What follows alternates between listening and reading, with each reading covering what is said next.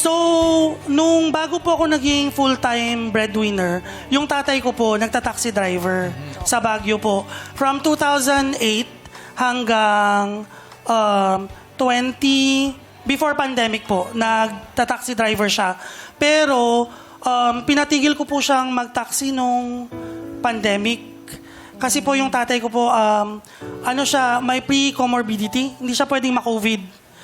Kung magta-taxi po siya, Delikado. kung sino-sino, delikado po.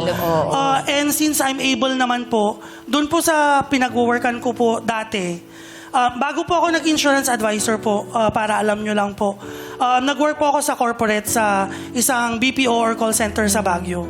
So 15 years po ako doon. Na-promote po ako doon na manager. So nung bago po mag-pandemic, able naman po ako based doon sa salary ko. So, pinatigil ko po yung tatay kong mag-work.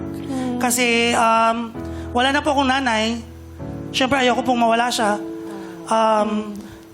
Magiging ulila po ako noon pag nagkataon. And since blessed naman po tayo ni Lord na binigyan ako ng skill at ng opportunity na tumulong sa magulang ko, why not?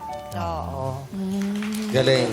Oo. Ayan si Daddy. Nandiyan si tatay. O, pogi talaga si tatay. Iba datingan ni Daddy talaga eh.